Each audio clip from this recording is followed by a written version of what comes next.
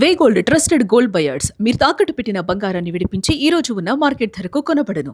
రైలు ప్రయాణాలు చేసే వారికి అతిపెద్ద తలనొప్పి ఏంటా అంటే ఆ జర్నీ కంటే ముందు అసలు టికెట్లు బుక్ అవుతాయా లేదా, ఇక తత్కాల్లో బుక్ చేసుకున్న వాళ్ళ పరిస్థితి అయితే చెప్పనే లేము. చివరి వరకు కూడా అసలు వాళ్ళ తత్కాల్లో వాళ్ళ బుక్ చేసుకున్నటువంటి పరిస్థితి ఏంటి, టికెట్ కన్ఫర్మ్ అవుతుందా లేదా, ఆ టెన్షన్ మామూలుగా ఉండదు. అలా అని చెప్పి వేరే ప్లాన్స్ చేసుకోలేరు. ఒకవేళ లాస్ట్ మినిట్ లో కన్ఫర్మ్ అవ్వచ్చు అనే ఆశ, కానీ చివరి నిమిషం వరకు కూడా అదైతే తెలియదు. ఇక తత్కాల్లో పరిస్థితి ఏంటి అన్న టెన్షన్ ఎక్కువగా మనం కనిపిస్తూ ఉంటుంది రైలు టికెట్స్ బుక్ చేసుకున్న వాళ్ళు. ఇక వీళ్ళందరికీ ఒక శుభవార్త, ఇక మీద ఆ టెన్షన్ ఉండదని రైల్వే శాఖ మంత్రి అశ్విని వైష్ణవ్ భరోసా ఇచ్చారు. రైలు టికెట్ బుకింగ్ లో ప్రయాణికులు ఎదుర్కొంటున్నటువంటి సమస్యలకు త్వరలోనే పరిష్కారం లభించనుంది.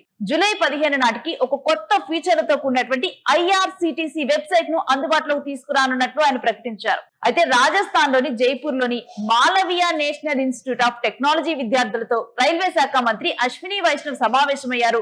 ఈ సందర్భంగా ఓ విద్యార్థి ఈ సమస్యను తన దృష్టికి తీసుకొని వచ్చారు. ఐఆర్సిటిసి వెబ్సైట్ లో తరచూ ఎదురయ్యే క్యాప్చా సమస్యపై ఫిర్యాదు చేశాడు. ఆయన జూలై 15 నుంచి ఇక ఆ సమస్య ఉండదంటూ కొత్త వెబ్సైట్ ను లాంచ్ చేస్తున్నామంటూ ఆ క్షణాన్ని ప్రకటించారు. అయితే ఇన్స్టిట్యూట్ విద్యార్థి ఐఆర్సిటిసి క్యాప్చా సమస్యను పరిష్కరించండి సార్ అంటూ మంత్రిని కోరారు. దాంతో మంత్రి వెంటనే అక్కడి నుంచి సంబంధిత అధికారికి ఫోన్ చేశారు. విద్యార్థులంతా కొత్త ఐఆర్సిటిసి వెబ్సైట్ కావాలని కోరుతున్నారు, 30 రోజుల్లో ఈ కొత్త వెబ్సైట్ ని సిద్ధం చేయగలమా అంటూ వెంటనే స్పందించారు. ఇక ఈ విధంగా అధికారిని అడిగిన వెంటనే ఆ అధికారి కూడా జూలై 15 నాటికంటే ఒక నెలలో మనం ఈ కొత్త వెబ్సైట్ ని ప్రారంభించబోతున్న ఒక నెల అయితే పడుతుందని వాళ్ళు చెప్పడంతో ఇక విద్యార్థులకు ఈ విషయాన్ని చెప్పారు. దీంతో విద్యార్థులు హర్షం వ్యక్తం చేశారు ఒకసారిగా. ఇక ఐఆర్సిటిసి వెబ్సైట్ లో ప్రయాణికులు చాలా కాలంగా అసంతృప్తి వ్యక్తం చేస్తున్నటువంటి అంశాల్లో ప్రధానమైన సమస్య ఈ తత్కాల్ టికెట్ బుకింగ్. ఈ టికెట్ బుక్ చేసే సమయంలో సర్వర్ డౌన్ అవటం, అదే సందర్భంలో వెబ్సైట్ క్రాష్ అవటం, ఓటీపీలు ఆలస్యంగా రావటం, ఒకేసారి ఎక్కువ మంది బుక్ చేసుకోవటం వల్ల ఇబ్బందులు ఎదురవుతూ వస్తున్నాయి.